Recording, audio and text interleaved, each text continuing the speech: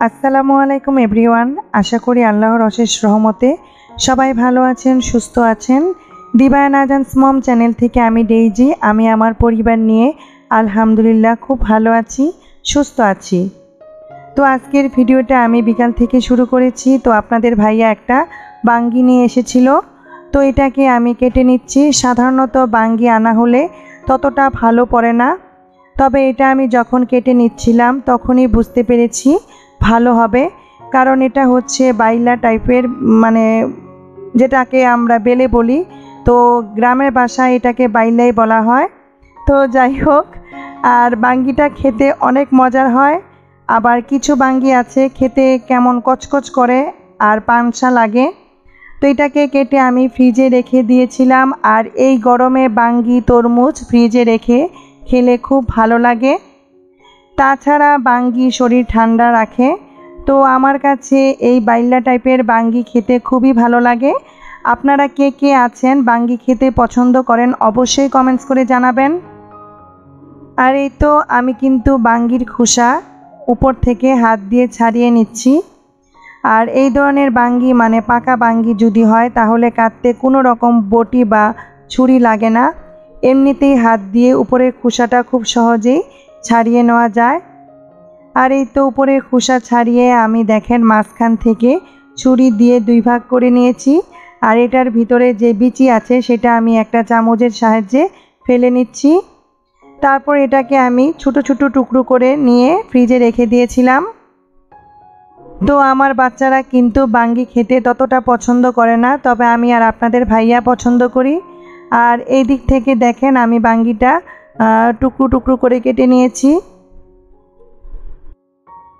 তো ভেবেছিলাম একটু রেস্ট করব, তারপর সন্ধ্যার দিকে বাচ্চাদের নিয়ে পড়তে বসবো। তো এই কপাল আর আমার হলো না। এই দিক থেকে আপনাদের ভাইয়া এই বিকেলে ডাঁটা শাক নিয়ে আসছে।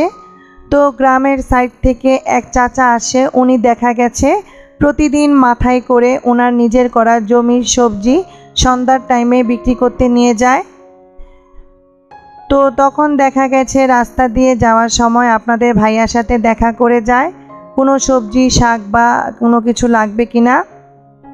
এই তো আমি ডাঁটা শাক কেটে নিয়েছি, আর ডাঁটার যে কচি পাতা ছিল সেটাও আমি নিয়েছি। আর এটা দিয়ে আমি শাক ভাজি করে নিব।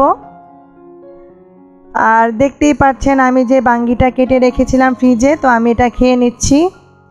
তো আমার কাছে তো খুবই ভালো লাগছিল, আর আমি এভাবে খেতে পছন্দ করি। চিনি দিয়ে গড়িয়ে গড়িয়ে খাওয়াটা আমার কাছে খুবই ভালো লাগে।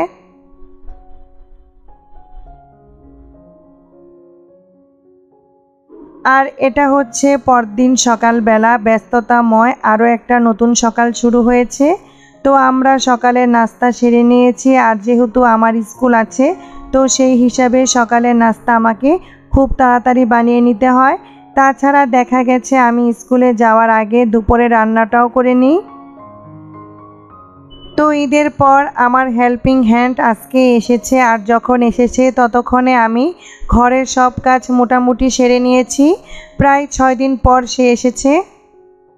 এইদিকে সে এতদিন পর এসেছে, তো বলতে গেলে তাকে আমি সেই হিসেবে কিছুই বলিনি।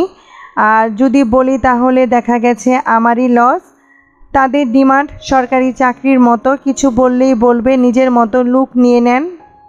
আর এই যে এতদিন পর সে এসেছে, তার মধ্যে দেখলাম না কোনো রকম অপরাধবোধ কাজ করতে।